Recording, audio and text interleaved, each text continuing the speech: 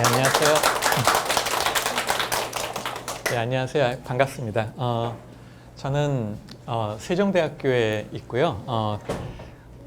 처음에는 이제 천문우주학과가 있었는데 2003년도에 이제 천문우주학과가 시작됐다가 2015년에 물리학과하고 같이 학과를 좀 합해서 좀 규모를 키웠어요. 그래서 이제 물리천문학과에서 지금 이제 근무하고 있고요.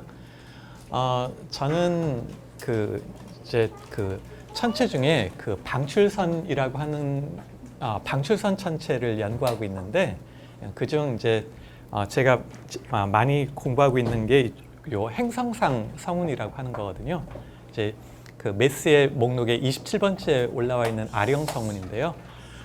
이 행성상 성운이 어떤 건지 좀 1시간 동안 좀 설명을 좀 해볼까 합니다. 그냥 편하게 그 질문하고 싶으신 게 있으면 얼마든지 질문하셔도 좋겠습니다. 근데 이제 그 제목이 그 형광등이라는 제목을 썼잖아요. 여기 있는 요 그 성운 전체에서 나오는 빛이 지금 여기 우리 천장 요즘은 LED 라이트가 많아서 저게 LED 빛 같네요. 근데 이제 최근만 해도 형광등이 많이 썼었잖아요. 형광등하고 비슷한 같은 원리, 물리학적으로 봐서는 큰 틀에서는 같은 원리고, 그래서 형광이 어떤 건지 또 저런 행성상 성운이 왜 의미가 있는지 이제 이런 얘기를 좀 해볼까 합니다. 그래서 제목 뭐 차례는 뭐 천천히 이렇게 보시죠. 요거는 이제 그 민콥스키라는 사람의 목록에 있는 천체인데, 이것도 행성상 성운이에요. 굉장히 희한하게 생겼죠. 그래서 먼저 말뜻, 이게 말뜻이 제일 중요한 것 같거든요. 그래서 천천히 보겠습니다. 뭐 이제 이게 영어 용어하고 그 한자말하고 섞여 있어가지고요. 죄송합니다. 이제 그래서 그 행성상이라고 하는 뜻은 요 상이 모양상자잖아요. 그래서 행성처럼 생긴이란 뜻이고요. 성운은 그냥 하늘에서 희끄무하게 보이는 천체는 다 성운이라고 해요. 그러니까 하늘에 있는 하늘에 있는 구름처럼 보이는 거 해서 뭐 천운 이렇게 부르면 좋겠으나 그 웬일인지 다 하늘에서 보이는 희끄무한 애들은 다 성운이라고 그렇게 부르도록 그렇게 해서. 근데 이제 영어는 플래너터리 네뷸러고요. 플래닛이 이제 행성이란 뜻이라서 행성처럼 보이지만 어쨌든 행성처럼 보이는 희끄무레한 애. 요 네뷸러라고 하는 단어는 그 라틴 말로 구름이란 뜻이에요. 그래서 그 뭐 그렇게 많이 쓰는 형용사인지 모르겠는데, 네뷸러스 하면은 뭐 좀 흐리멍덩하다 뭐 이런 단어고요. 또는 병원에 가면 이제 호흡하기 힘들어하는 환자한테 네뷸라이저를 주잖아요. 그게 이제 뿌리면 그 구름처럼 이렇게 물방울 져서, 그래서 그 단어예요. 그래서 이제 그 천문학자들이 이제 좀 아까 이제 그 좀 도심에서 멀리서 별이 쏟아질 듯이 많다고 했는데, 하늘에 보이는 천체를 이제 정말 큰 틀에서 두 가지로 나누면 뭐 좀 웃기지만 점처럼 보이는 애들, 그러니까 너무 작아서 점으로 보이는 애들, 그렇지 않은 애들. 그래서 점처럼 보이는 애들은 이제 영어로는 포인트 소스라고 하고, 이제 한자식으로는 점광원이라고 부르는 거는요, 그냥 별들을 별이었다가 이제 이런 것들이 다 별이에요. 별인데 퀘이사라고 하는 것도 천문학자들은 점광원의 하나로 보거든요. 그래서 별 아니면 퀘이사, 이 두 가지를 이제 점광원이라고 부르고, 그 외 기타 모든 것들은 다 형태가 있으니까 그런 것들은 성운, 그런 애들은 이제 모양이 있고 크기가 있는 애를 extended source라고 하는데, 이제 대표적인 게 뭐 수성, 금성, 화성, 목성 이런 그 행성들, 또는 뭐 여러 가지 성운, 이제 오늘은 행성상 성운 얘기를 하지만 뭐 초신성 잔해 또는 뭐 거대한 분자구름 등등 성운도 여러 가지가 있고요. 또 별들이 모여 있는 애들, 성단, 또 그 별들이 수백억 개, 수천억 개 모여 있는 은하, 뭐 이런 것들이 이제 그 모양새를 따질 수 있는 천체들이에요. 이제 여기 있는 것들은 다 점검이고 여기 퀘이사라고 썼는데요. 이런 것들은 다 별이에요. 다 별이고 얘가 퀘이사예요. 예. 얘요. 근데 퀘이사나 별이나 아무 차이가 없죠. 예. 퀘이사라고 하는 말 자체가 별처럼 보이는 애라는 뜻이에요. 원래 별처럼 보이는데 사실은 그 전파도 굉장히 많이 내고 그 이제 모양으로는 점으로 보이지만 이제 스펙트럼을 보면 별하고 너무너무 달라요. 그래서 얼마나 다르냐면 이제 얘는 퀘이사는 어떤 애냐면 이제 그 별 수천억 개가 모여 있는 걸 은하라고 한다고 했잖아요. 은하 한가운데는 태양보다 뭐 수억 배, 수십억 배 무거운 블랙홀이 있어요. 근데 그 블랙홀이 있으면 그 블랙홀이 주변의 물질들을 이렇게 휘감아서 잡아 끌어내면 그 거대 블랙홀이 엄청난 에너지를 내는데 그 거대 블랙홀이 내는 에너지가 일반 별이 내는 에너지보다 한 1조 배 정도 많아요. 1조라는 말이 잘 상상이 안 되시죠? 1조는 1 다음에 공이 12개 붙거든요. 그러면 이제 어떤 뜻이냐면 얘하고 얘는 그 겉으로 봐서는 비슷해 보여도 얘는 퀘이사고 얘는 그냥 별이거든요. 별은 지구에서 멀지 않아요. 한 뭐 몇백 광년, 몇천 광년 그런 정도 있거든요.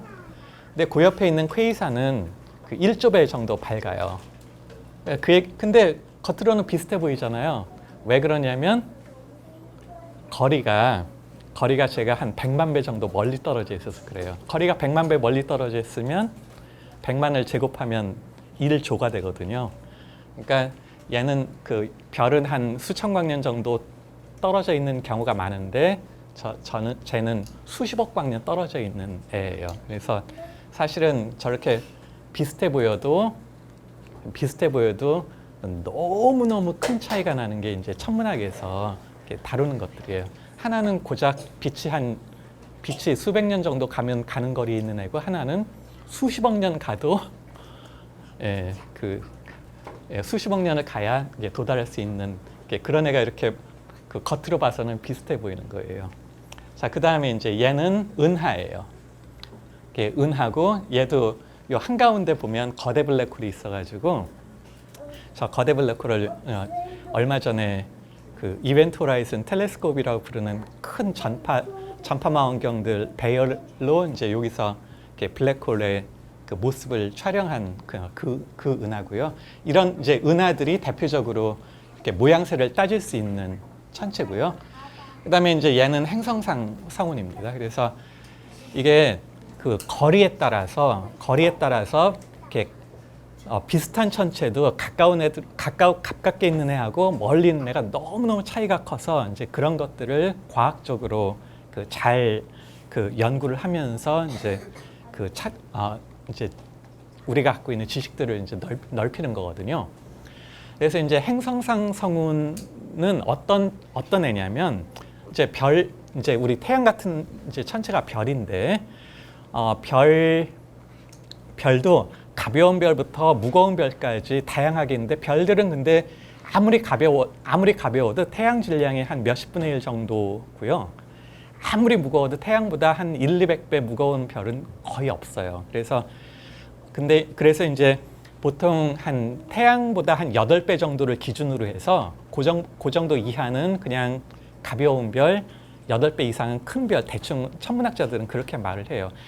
무거운 별, 가벼운 별을 그렇게 나눈 이유는 이제 무거운 별은 제가 자꾸 이렇게 무거운 별은 그 나중에 이제 그 수명을 다하면 수명은 이제 안에서 핵융합 반응을 하는 게 이제 별이 평범한 단계고 이제 핵융합 반응을 끝내면 무거운 별은 초신성 폭발을 해서 산산이 부서지면서 속안에 가운데 중성자별이나 아니면 블랙홀을 남기고 중성자별이나 블랙홀을 남기고 죽고요. 이제 거대한 폭발을 일으키는데 이걸 초신성 폭발이라고 합니다. 그리고 이제 태양보다 한 8배 정도 무거운 별, 그 이하 별들을 이제 가벼운 별이라고 보통 말하는데 가벼운 별은 그냥 한껏 부풀어 올랐다가 요 가장자리 부분들은 그냥 하염없이 성간 공간으로 나가고 그 중심부에 그 조그만 그 분량만큼 남아가지고 그 조그만 부분이 이제 백색외성이라고 하는 천체로 그 여기 한가운데 이제 중심부에 남아있는 부분이 백색외성이라고 하는 천체가 되고 나머지 물질들은 이제 쭉 이렇게 하염없이 성간 공간으로 퍼져요. 그래서 그 퍼지기 직전에 여기 뜨거운 백색외성이 되기 전에 뜨거운 중심별하고 이 거성일 때 그 나온 물질들하고 이제 서로 상호작용을 해서 이제 그때 그 다양한 다채로운 빛이 나오는데 그게 이제 형광이고 이제 그렇게 해서 그 요 천체를 이제 행성상 성운이라고 이제 부릅니다. 근데 이제 이름이 이상하죠. 왜 행성상 성운일까? 왜 이름이 행성상 성운일까라고 이제 그 용어가 그런데 먼저 이제 잠깐 별의 크기부터 먼저 볼게요. 이제 이게 우리 태양인데 우리 지구하고 태양하고 비교하면 그 지구 크기를 한 100배 정도 하면 태양이 돼요. 태양하고 지구하고는 지구를 한 100배 정도 하면 태양 정도가 되는데 또 태양이 이제 그 수십억 년 후에 이제 그 안에 핵융합 핵융합 그 재료를 다 소모하고 이제 그 크게 부풀어 오르는 거성이 되는데 거성이 되면은 지금 현재 크기의 한 100배 정도쯤 돼요. 이제 그 이 태양 크기 자체가 한 100배 정도 이렇게 그 부풀어 올라요. 그러면 이제 그런 별을 거성이라고 부르는데요. 이제 그 거성 중에 온도가 낮은 거는 이제 적색 거성, 온도가 뜨거운 애들은 이제 청색 거성이라고 부르는데 이제 태양은 이제 그 한 50억 년 지나면 이렇게 큰 그 적색 거성이 될 거라고 생각을 해요. 근데 이제 그 지금은 하늘에 보면 태양이 한 얼마 정도로 보이냐면 각으로 한 0.5도 정도로 보이거든요. 0.5도가 100배가 되면 얼마가 될까요? 0.5에다 100을 곱하면 50도가 되겠네. 50도가 되니까 어떻게 되겠어요? 하늘을 거의 다 덮겠죠. 그러니까 사실은 그 태양하고 지구가 있으면 태양이 100배 정도 부풀어 오르면 이게 부풀어 오른 태양의 가장자리가 거의 지구 궤도를 이렇게 넘나들어요.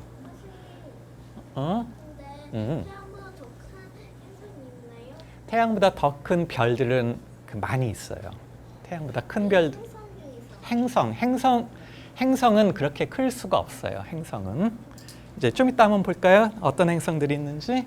자, 그래서 이제 이게 좀 그림을 잘 그릴 수는 없어요. 이게 태양에 대해서 지구를 저렇게 그렸는데 사실 지구 크기를 100배 하면 태양이 돼서 이게 그냥 적당히 그린 거고요.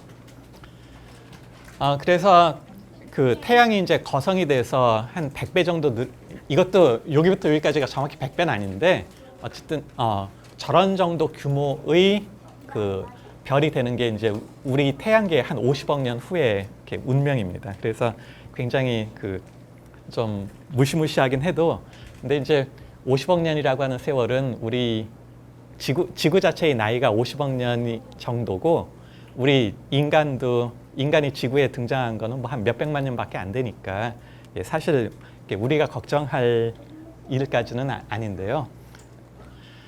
자, 그래서 이제 그 행성상 성운이란 말을 조금 더 그 실감을 하려고 이렇게 준비를 해봤습니다. 그러니까 지구에서 여기에 이제 태양, 수성, 금성, 지구, 화성, 목성, 그 다음에 토성, 천왕성, 해왕성 이렇게 있는 게 이제 우리 태양하고 그 다음에 이제 8개 행성인데 만약에 우리 지구에서 목성을 이렇게 바라보면 이제 지구에서 목성을 바라보면 저렇게 그 목성의 줄무늬도 보이고 이거는 그냥 애지간한 망원경으로 봐도 목성 정도면 꽤 이렇게 그 뭐가 잘 보이거든요.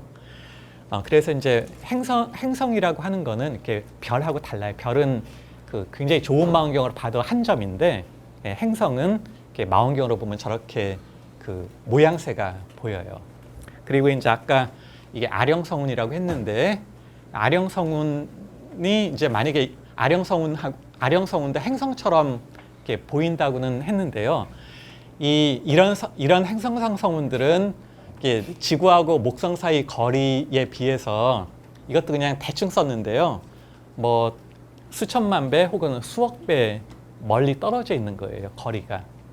그러면 아까 간단하게 계산할 필요도 없이 그냥 여기부터 여기까지 거리를 수천만 배 했을 때 뭐 모양새가 비슷하다는 뜻은 무슨 뜻이겠어요?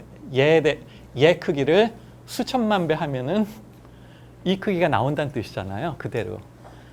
그 얘기는 이 성운의 크기가 굉장히 크다는 뜻이에요.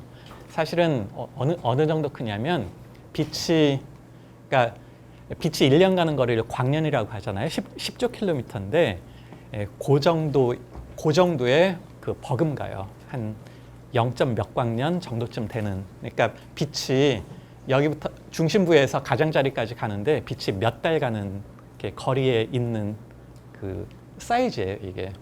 그러니까 이게 천문학자들이 다루는 이 거리 또는 숫자 개념들이 이제 이렇게 어마무시합니다. 이렇게. 자, 그래서 이제 그렇게 굉장히 재미있는 천체고요. 그런데 이제 목성이 제일 지구에서 멀리 있는 행성은 아니잖아요. 천왕성도 있고 해왕성도 있잖아요. 그래서 그 얘기도 그냥 조금만 하고 싶어서 넣었습니다. 이렇게 예를 들어서 이제 이렇게 행성을 발견했다는 게 이제 이 17세 윌리엄 허셜이 이제 천왕성을, 여기는 제가 우연히라고 썼는데 이 우연히란 말은 이렇게 운이 좋게라는 뜻은 아니에요. 그러니까 허셜이라는 사람은 처음에는 원래 직업은 음악가였는데 이제 하늘을 우연히 한번 보기 시작을 했다가 거기에 완전히 빠져가지고 거의 아마추어라고 썼지만 아마추어에서 완전히 직업적인 천문학자로 활동을 했던 그런 사람이에요. 그래서 이제 이 윌리엄 허셜은 그냥 뭐 저녁을 먹고서는 그냥 망원경에 가서 오늘은 저기 보고 그 다음 날은 그 옆에 보고 그 다음 날은 그 옆에 보면서 계속 쌍성들을 계속 이렇게 추적을 했거든요. 그렇게 꾸준히 여기 보고 그 이웃 보고 그 옆에 보고 그 옆에 보고 하다 보니까 이제 희끄무레한 애인데 그 전에 별 목록에는 존재하지 않았던 천체를 찾은 거예요. 그래서 이제 그게 새로운 행성이라고 하는 것이 나중에 밝혀져서 이제 행성을 발견한 거예요. 근데 이제 이게 사실은 조금 제가 그래서 이제 천왕성을 이렇게 발견했고 또 해왕성은 또 조금 해왕성은 또 어떻게 발견을 했냐면 천왕성의 궤도를 이렇게 유심히 보니까 천왕성 궤도가 이렇게 조금 삐뚤빼뚤해요. 삐뚤빼뚤하면 안 되거든요. 이게 정확히 만유인력의 법칙을 따라서 궤도가 정확해야 되는데 궤도가 정확하지가 않은 거예요. 그래서 왜 궤도가 정확하지 않을까를 고민한 천문학자가 있는데 그 천문학자 중에 한 사람이 르베리어라고 하는 천문학자고요. 그래서 르베리어가 어떻게 설명을 했냐면 천왕성이 다가 아니다. 그 밖에 또 행성이 하나 더 있어서 걔가 천왕성에 인력을 주기 때문에 천왕성 궤도가 그동안에 예측했던 궤도와 어긋난 것이다라고 사람들한테 설득을 해서 그래서 해왕성을 이제 발견을 한 거예요. 그게 19세기 일이고요. 그렇게 해서 이제 천왕성, 해왕성이 발견되면서 사실은 이제 천왕성 발견 얘기를 조금 더 하면 천왕성을 발견했을 때 여러 가지가 믿기 어려운 일이 있었어요. 하나는 뭐냐면 이제 그 전까지는 행성을 발견한 적이 없었거든요. 한번 잠깐 생각해 보실까요? 뭐 목성 발견한 사람, 또 달 발견한 사람 이런 사람 없거든요. 해 발견한 사람. 왜냐하면 항상 눈에 보이니까요. 그러니까 그 다음에 이제 그리스 시대부터 했던 생각이 뭐냐면 지상을 이루는 만물은 네 가지 원소, 물, 불, 흙, 공기 네 가지에다가 이제 천상의 고귀한 5번째 원소가 있는 걸로 충만하다고 여겼거든요. 행성도 수성, 금성, 화성, 목성, 토성에서 5개가 딱 알맞게 우주를 구성하는 게 5가지면은 행성도 5가지 뭐 이런 식으로 해서 이 태양계가 이렇게 우주를 구성하는 그 온전한 체계라고 생각을 했기 때문에 행성이 더 있을 거 굳이 더 있을 거라는 생각은 안 했어요. 그래서 그 하늘을 열심히 보는 사람들은 주로 뭘 했냐면 혜성을 발견하려고 했어요. 혜성을 발견하면 그 혜성은 발견한 사람의 이름을 붙이거든요. 그래서 자기 이름을 영원무궁 남길 수 있는 방법이에요. 혜성을 찾으면. 그러려면 어떻게 해야 되냐면요. 혜성을 찾으려면 남이 먼저 본 거는 안 되니까 그 먼저 혜성도 희끄무레하게 보이니까 희끄무레하게 보이는 애들의 목록을 미리 작성을 해야 돼요. 그 작성한 사람이 누구냐면 제일 먼저 그 일을 한 사람이 메스에라는 사람이에요. 그래서 메스에가 이제 한 100개 정도의 희끄무레한 천체들을 미리 다 그 찾아놔서 그 희끄무레하게 보이는 것 중에 이런 것들은 아니야. 이런 것들은 네가 이런 것들을 보면 이거는 혜성은 아니니까 무시해. 뭐 이런 취지로 이제 목록을 만든 거예요. 그 중에 아까 그래서 메스에가 이제 M으로 시작하니까 그 메스의 목록의 27번째 천체는 아까 말한 그 아령 행성상 성운이고요. 또 57번째 천체 이건 가락지 성운이라고 부르는데 그 메스의 목록에는 100개가 올라가 있는 게 이제 그 중에 2개가 행성상 성운이에요. 근데 이제 물론 이제 망원경도 좋아지고 하면은 이 희끄무레한 천체들 목록도 계속 갱신되고 확대되고 확장 증보되고 그래야겠죠. 그래서 지금은 뭐 목록이 말로 못하게 많아요. 예, 지금은. 근데 이제 이거는 몇백 년 전 얘기니까 예, 그렇게 해서 이제 그 윌리엄 허셜이 천왕성을 발견했을 때는 먼저 메스의 목록에 없는 천체고 뭐 등등 알려진 혜성도 아니고 등등 이런 식으로 해서 이제 천왕성이 발견이 된 거고요. 자, 그래서 이제 이렇게 그 혜성 사냥을 하면서 자신의 이름을 이제 역사에 남긴 사람들이 많이 있었고요. 그 중에서는 이제 메스에가 그 남긴 목록에는 27번하고 57번이 이제 이렇게 행성상 성운이었고요. 자, 그리고 이제 행성상 성운도요. 이렇게 그 가까운 것들은 이제 그 모양새가 잘 드러나고 멀리 있는 것들은 모양새가 거의 안 드러나거든요. 멀리 있으면 모든 게 다 너무너무 작게 보이겠죠. 그래서 저배율의 낮은 성능에 또는 안 좋은 그 관측 조건에서 관측을 하면 행성상성을 찾는 게 굉장히 힘들어요. 예를 들어서 그냥 예를 들어서 얘하고 얘가 같은 애거든요. 같은 애인데 굉장히 그 좋은 그 관측 기기로 굉장히 그 열과 성을 다해서 찍으면 너무 다르죠. 이게 그 희끄무레하다는 건 알겠으나 제가 이렇게 복잡한 애라고 하는 걸 아는 게 쉽지가 않겠죠. 그래서 계속 지속적으로 더 좋은 망원경, 더 좋은 그 관측 조건을 이렇게 만들려고 이제 천문학자들이 계속 이렇게 큰 투자를 하면서 노력을 하는 거죠. 예, 그래서 이제 이 행성상 성운에 대한 이제 그 학문적인 얘기를 조금 하려고 합니다. 그 학문적인 관점에서는 그 왜 그렇게 이게 중요하냐? 이제 우리가 이제 그 자연과학을 공부할 때 그 시간에 따라서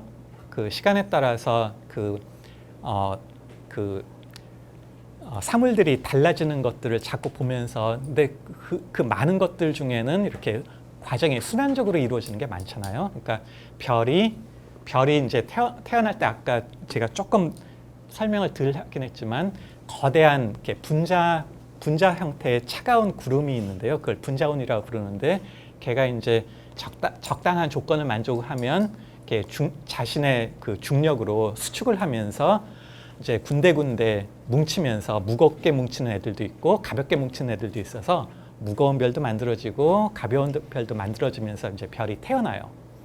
그 다음에는 이제 안에서 핵융합 반응을 하면서 별이 이제 오랜 시간 안정하게 있다가 이제 핵연료를 다 소모하면은 이제 내부가 불안해지면서 거성이 되는데요. 거성이 될 때 아까 어떤 말씀을 드렸냐면 거성이 될 때 이제 별이 커지고 너무 커지면 끝에 중력이 약해서 그 끄트머리에 있는 물질들이 스멀스멀 달아나요. 스멀스멀 달아나서 이제 별과 별 사이의 성간 공간으로 물질들이 한없이 퍼져나가는데 이 한없이 퍼져나가는 과정을 이제 뭐 그렇게 있어 보이는 표현은 아니지만 질량 손실이라고 그렇게 불러요. 그러니까 별이 스스로의 물질들을 성간 공간에 보내는 거예요. 그게 뭐 그렇게 중요하냐? 이제 이런 의미에서 중요해요. 그러니까 저희 천문학자가 이제 그 별의 성분들을 좀 이따 더 얘기할 텐데 별의 성분들을 조사하면요, 별을 구성하는 성분하고 우리 몸을 구성하는 성분이 그렇게 많이 안 달라요. 그래서 별이 하는 거는 뭐냐면 그 수소 원자핵을 모아서 헬륨이라고 하는 원자핵을 핵융합 반응으로 만들고 또 헬륨이 또 원자핵 반응이 일어나면 그게 탄소가 되고 거기서 질소가 만들어지고 또 산소가 만들어져서 탄소, 질소, 산소 이런 것들이 만들어지고 또 나중에 뭐 규소 또는 뭐 철 이런 것들이 쭉 만들어지거든요. 그 규소나 철 이런 것들은 뭐냐면 우리 땅을 구성하는 애들이고요.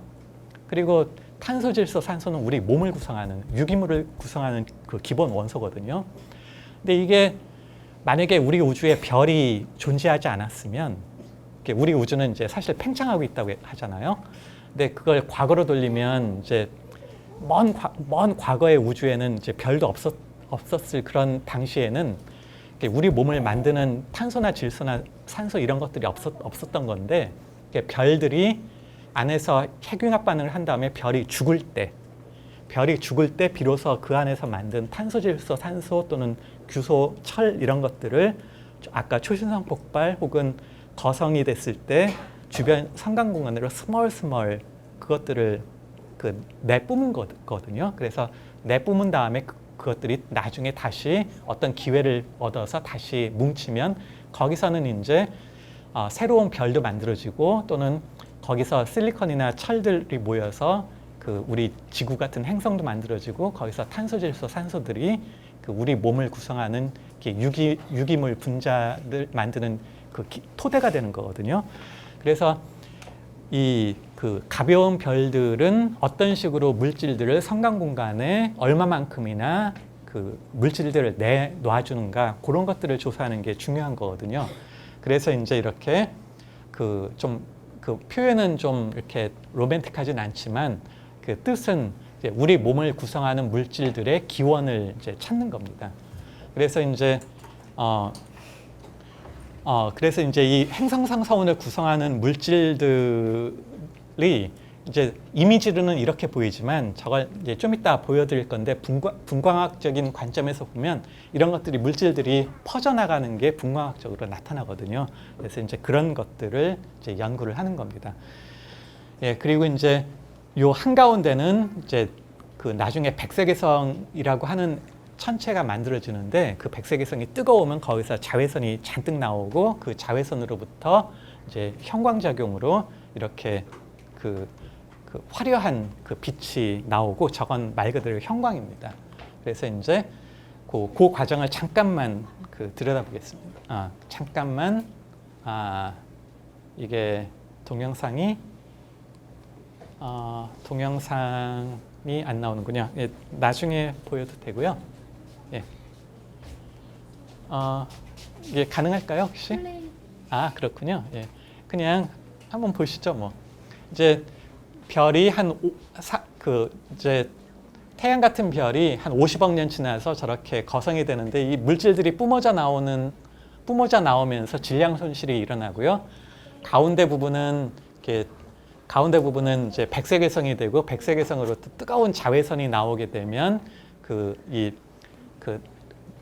자외선 때문에 그 자외선을 가시광으로 바꿔주는 걸 형광작용이라고 부르는데 그 형광작용에 의해서 행성상성운 단계에 있다가 이제 그 형광등도 에너지원이 소모되면 형광등 꺼지듯이 이 행성상성운도 이렇게 잠깐 있다가 이제 사라져 주는 이제 그런 천체가 됩니다.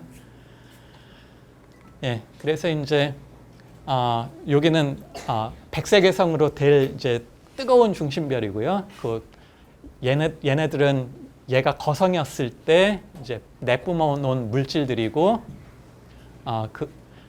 물질들이라서 이제 저렇게 보이고 얘네들은 조만간 이 성간 공간으로 이제 흩어져 버릴 걸로 이제 생각을 하면 될 것 같습니다. 근데 이제 행성상성운이 옛날에 그 망원경이 좀 성능이 안 좋았을 때는 뭐 그냥 그 목성이나 천왕성처럼 그냥 두리뭉실하고 희끄무레하다라고 하는 정도로 이해를 하다가 이제 허블 우주망원경이 나오면서 그 좀 상당히 가까운 애들부터 멀리 있는 행성상성운들을 보면서 행성상성운의 모습이 너무너무 다채롭다는 걸 이렇게 알게 됐어요. 그래서 뭐 이런 천체도 재미있고 굉장히 그 모양새들이 다들 이렇게 하나같이 멋있죠. 이런 애들을 캐치아이라고 부르고, 뭐 얘는 모래시계 성운이라고 부르고, 얘는 그 에스키모라고 불러요. 어쨌든 천문학자들도 자기 나름대로 이렇게 그 별명을 붙여가지고 이렇게 부르고 있습니다. 자, 이제 그 아마 거의 이제 나머지 부분은 형광이라고 하는 단어를 여러분들한테 소개를 하려고 합니다. 형광. 형광이란 말은 좀 우리가 너무너무 흔하게 말해서 그렇지만 사실은 쉬운 단어는 아니에요. 형광이란 단어가. 그래서 이제 그 뜨거운 물체는 이렇게 연속적으로 그 빨주노초 파남보에 빛을 내고, 근데 어떤 물체들은 저렇게 좀 특별한 파장에서만 이렇게 빛을 내거나 흡수하는 경우가 있거든요. 그래서 연속 스펙트럼, 뭐 선 스펙트럼 이렇게 말을 하는데요. 이제 잠깐 얘기를 좀 해볼까 합니다. 이제 그 프라운호퍼라고 하는 독일 사람이 그 이제 그 굉장히 뛰어난 그 유리 제작자였는데, 아주 훌륭한 유리를 가지고 이제 프리즘을 만들어서 태양을 봤더니 태양은 빨주노초 파남보 그 연속 스펙트럼에 이렇게 그 태양 대기에서 나오는 요 흡수선들이 여러 개 보였어요. 그래서 그냥 순서대로 A, B, C, D 이렇게 매겼고, 이렇게 매기니까 이제 얘는 수소 때문에 나오는 수소 때문에 나오는 분광선이고, 얘는 나트륨 때문에 뭐 등등 이렇게 사람들이 알게 됐는데, 요 선은 이렇게 이제 고선이 있다는 건 나중에 요 젠슨이라는 사람하고 로키어라는 사람이 요런 데도 그 분광선이 있다는 걸 나중에 알게 됐는데, 요 선은 태양 스펙트럼에만 나와가지고 이제 사람들이 그렇게 여겼어요. 저거는 태양에만 있는, 지구에는 없는 원소인가 보다 해가지고 이름을 헬륨이라고 불렀는데, 왜냐하면 헬리오스가 이제 태양이란 뜻이니까요. 근데 이제 이름을 그렇게 붙이자마자 얼마 후에 이렇게 사람들이 후회를 했어요. 왜 후회를 했냐면 저 헬륨이 지구에서도 나중에 찾았거든요. 어디서 찾았냐면요. 헬륨은 여러분들 아시잖아요. 이렇게 풍선, 그 헬륨은 너무 가벼우니까 공기 중에 주면은 다 올라가서 다 스멀스멀 없어지거든요. 그러니까 헬륨은 어디서 찾아야 될까요? 땅 속에서 찾아야 돼요. 땅 속에 헬륨이 왜 있을까요? 헬륨이 왜 있냐면요. 그 헬륨은 여러분들 방사성 동위원소라고, 방사성 붕괴 이런 거 들어보셨을 것 같은데, 그 중에 알파 붕괴를 하는 것이, 알파라고 하는 방사성 입자가 그게 헬륨 원자핵이거든요. 그래서 우리 땅 속에는 방사성 원소가 많은데, 그 방사성 원소들 중에 그 알파 붕괴를 하는 애들이 다 헬륨을 땅 속에 이렇게 놓는 거예요. 그래서 그 지하에 이렇게 공간이 있으면 거기 헬륨이 기체 상태로 그 땅에 묻혀 있어요. 그래서 그걸 파내는 거예요. 그러니까 우리가 그 놀이공원에서 갖는 그 헬륨은요, 그 지하 자원이에요. 지하 자원이고, 어떻게 보면 그래서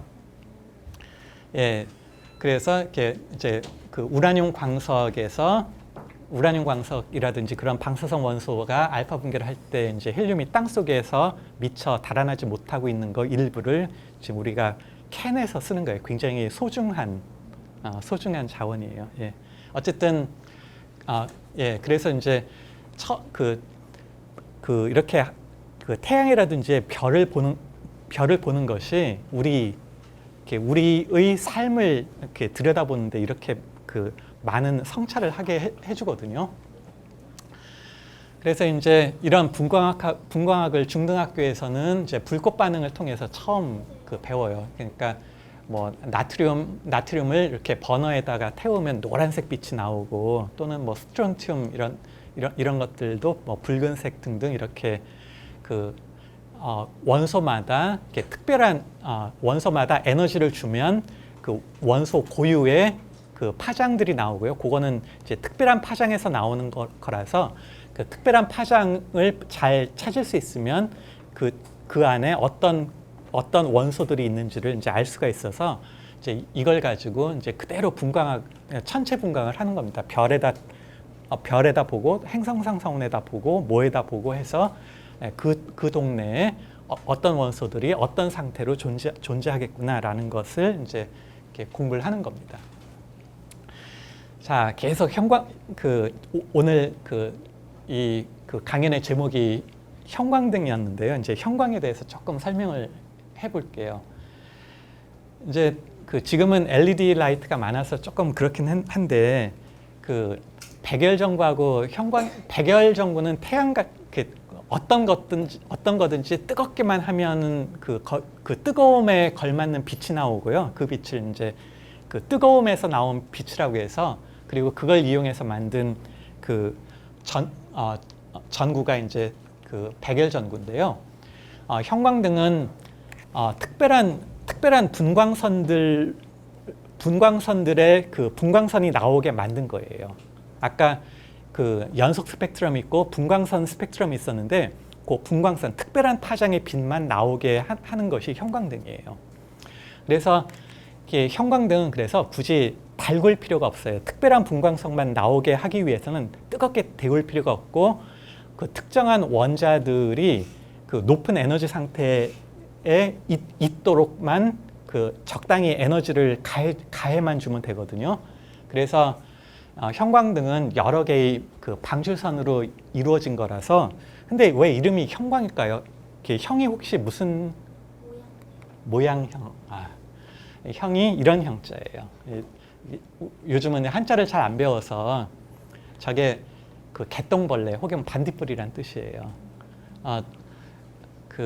혹시 요즘은 이제 이런 말을 잘 안 쓰는데, 옛날 졸업식에는 형설지공이란 말 항상 썼었죠. 그래서 밤에는 반딧불이 빛을 모으고 겨울에는 흰 눈에 반사되는 달빛을 가지고 밤에 공부를 해가지고 그렇게 열심히 해서 학업을 이뤘다고 해서 형설지공이라고 하죠. 그래서 형광은 반딧불이 또는 개똥벌레가 내는 빛이라는 뜻이에요. 그런데 사실은 영어는 더 힘들어요. 형광의 영어는 fluorescent light이에요.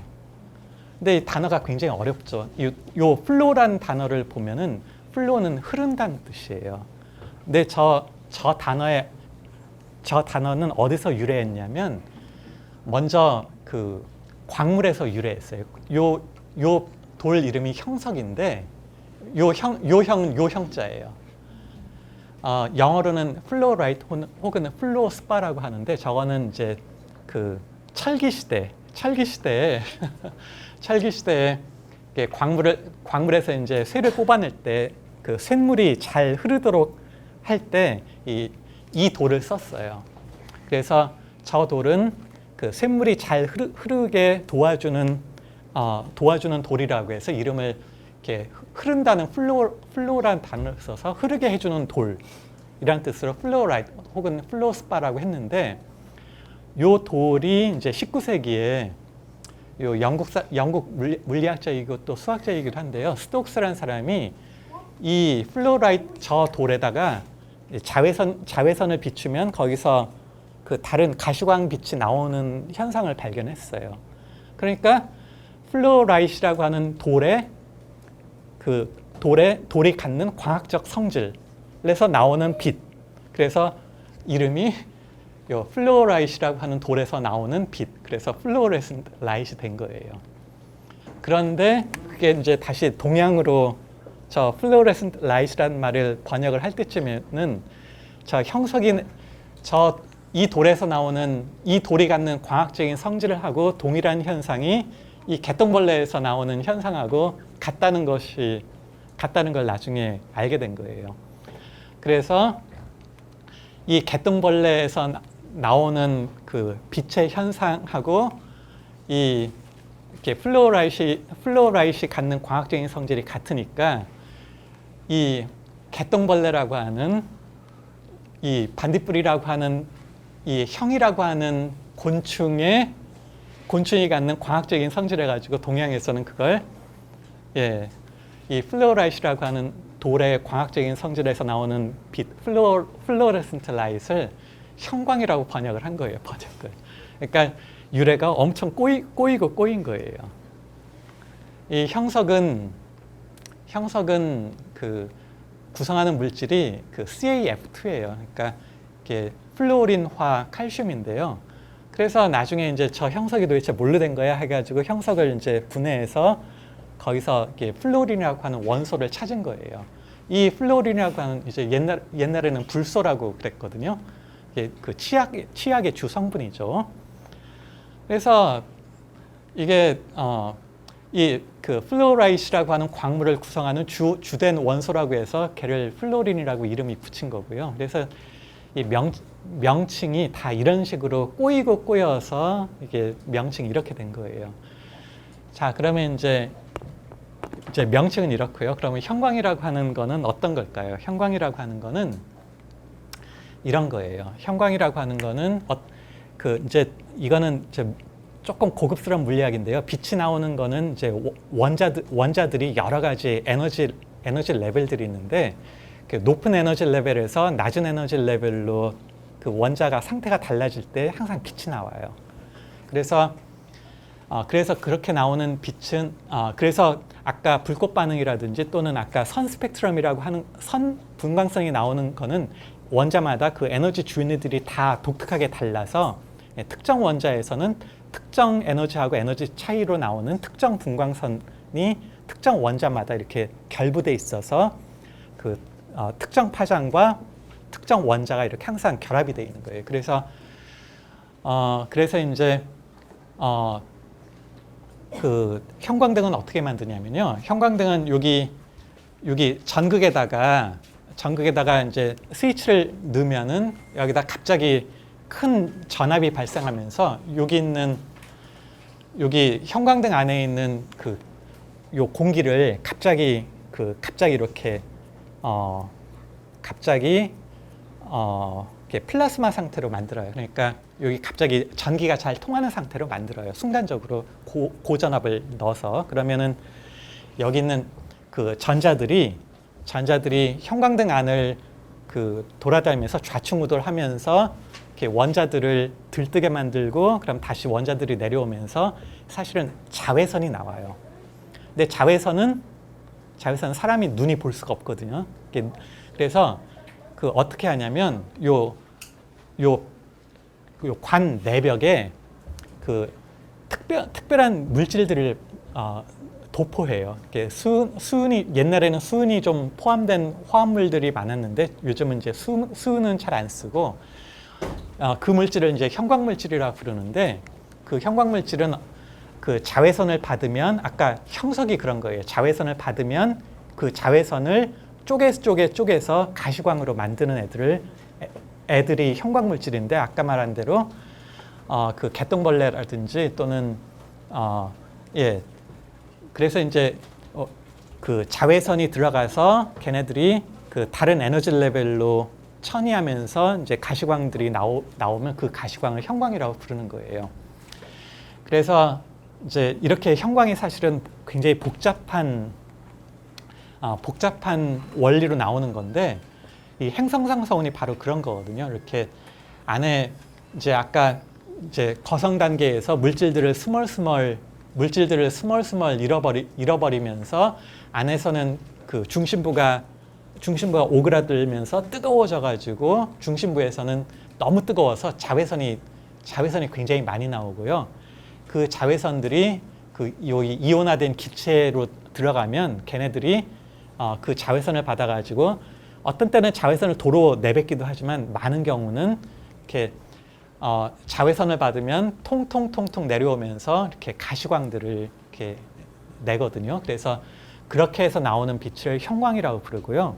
이렇게 행성상성호는 그래서 여기 요 별하고 여기까지 거리가 빛이 한 몇 달 가는 그런 엄청난 거리에 있는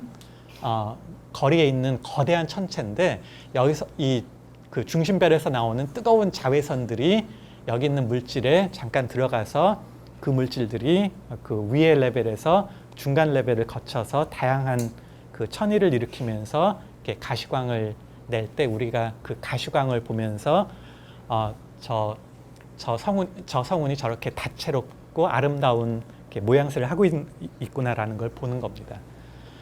예, 그래서 이제 형광 물질에 따라서 이렇게 예를 들어서 그 얘는 그 이온화된 헬륨 때문에 나오는 분광선인데요. 이온화된 헬륨은 이렇게 그 골고루 퍼져 있어요. 골고루 퍼져 있어서 헬륨 분광선으로 보면 이렇게 골고루 퍼져 있고, 여기는 산소가 내는 분광선이에요. 산소는 이렇게 가장자리에 집중적으로 모여 있고, 여기는 그 이온화된 산소예요. 이온화된 산소하고 이렇게 그 원자 상태의 산소가 좀 어느 정도 비슷하게 분포를 이렇게 하고 있는 거고요. 요거는 이온화된 수소예요. 그래서 그 여긴 헬륨의 모습, 헬륨이 퍼져 있는 모습, 이렇게 수소가 퍼져 있는 모습, 산소가 퍼져 있는 모습, 이렇게 그 원소에 따라서 이렇게 퍼져 있는 정도가 이렇게 달라져 있는 걸 이제 그 천문학자들이 이제 보면서 그 거성 단계에서 물질들이 어떤 식으로 그 질량 손실을 일으키면서 성간 공간으로 물질들을 퍼뜨리는가를 이제 연구를 하는 겁니다. 요 나머지는 요 슬라이드 한 두세 개는 제 연구 분야인데요. 제 연구 분야는 사실은 그렇게 재미는 없거든요. 근데 그래도 조금만 소개하고 끝내겠습니다. 먼저 우리나라에서도 꽤 관측 시설이 괜찮거든요. 여기가 그 영천에 있는 보현산 천문대입니다. 그리고 요 안에 요 망원경이 있어요. 요 망원경은 1.8m 망원경이고요. 우리나라에서 가시광 망원경은 제일 큰 망원경입니다. 저 망원경은 여러분들 10,000원짜리 지폐에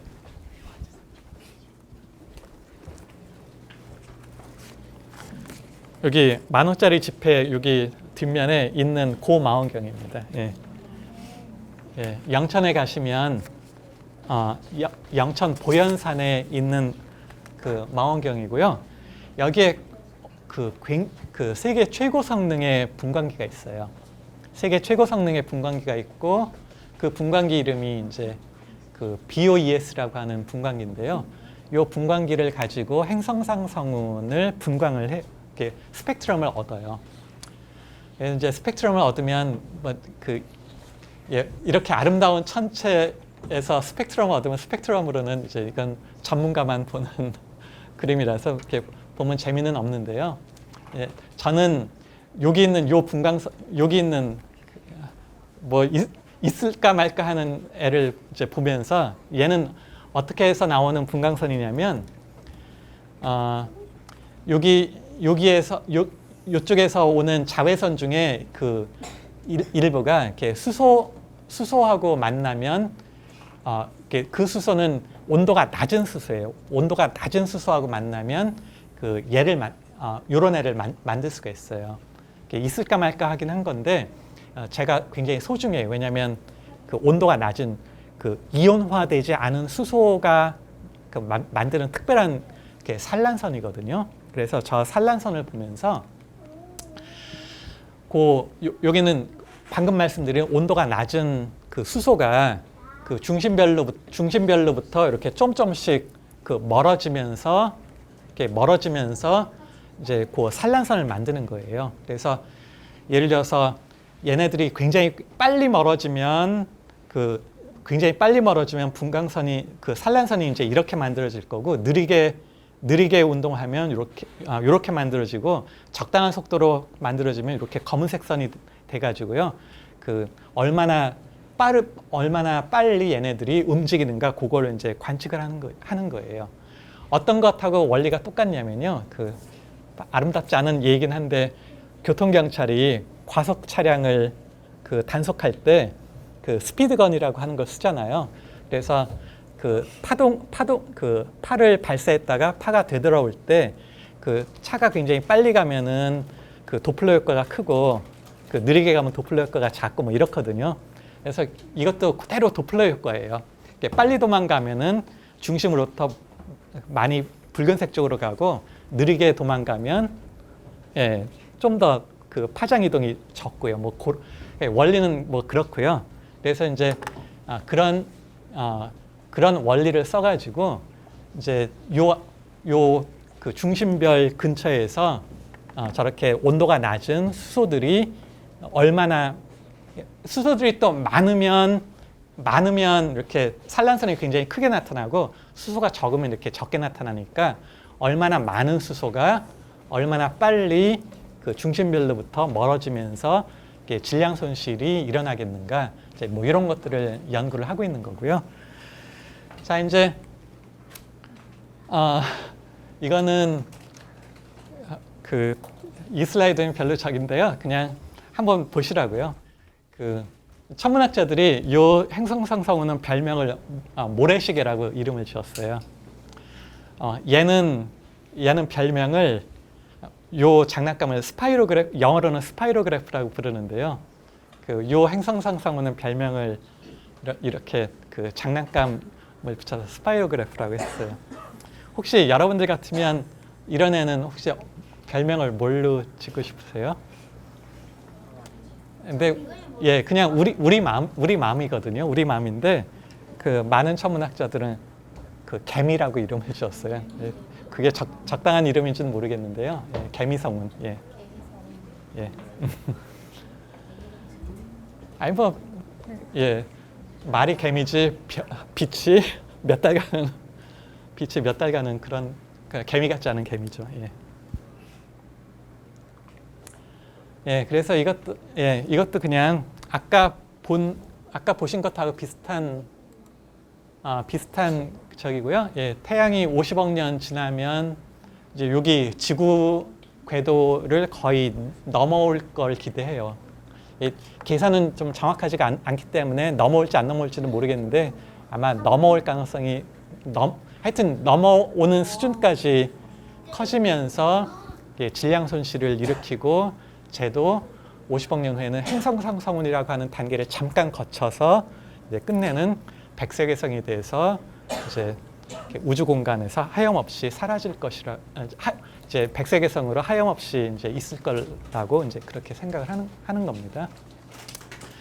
이제 뭐 굳이 마무리를 짓는다면 이런 걸 하는 이유는 하는 이유라고 하는 건 그냥 뭐 이렇게 우리를 알고 싶은 거죠. 내 몸, 우리가 디디고 있는 이 터전 이런 것들이 어디에서 왔고 또 저 별의 됨됨이 또는 별의 삶, 별의 태어남, 별의 죽음 이런 것들이 우리가 알고 있는 우리 일상생활의 자연과학의 원리로서 파악을 할 수 있겠는가를 계속 검증을 하면서 우리가 갖고 있는 생각, 우리가 갖고 있는 지식이 얼만큼 보편성을 가질 수 있겠는가라는 것이라고 저는 생각을 합니다. 우리가 사실은 우리가 형광등이라는 말을 너무나 많이 써서 형광등이라는 말을 우리가 사실 잘 안다고 여겼었지만 사실 실제로는 형광이라고 하는 말 자체의 유래조차도 굉장히 낯설었잖아요. 그런데 이 형광등이라고 하는 것을 이렇게 만들려면 형광이라고 하는 것을 알려면 사실은 아까 높은 에너지 레벨에서 낮은 에너지 레벨로 천일을 한다는 게 이게 우리가 제일 어렵다고 하는 학문인 양자물리학이라고 하는 거거든요. 그러니까 이 양자물리학이 20세기에 등장하지 않았다면 사실상 예, 형광등이라고 하는 것도 우리 삶에 들어오지 않은 거거든요. 예, 그래서 그 굉장히 멀리 있는 수백 광년, 수천 광년 멀리 떨어져 있는 동네에서 그 별이 몇 달 동안 가는 그 거리에서 일어나는 현상까지를 우리가 들여다보고 있는 것은 이렇게 어떻게 굉장히 우리 삶과 그 분리된 동떨어진 생각이 아니라 사실은 우리가 갖고 있는 이 지식의 보편성을 계속 거듭 그 되묻는 과정이라고 저는 생각을 합니다. 예, 이 정도가 제가 준비한 그 강의였습니다. 예, 열심히 들어주셔서 감사합니다. 예.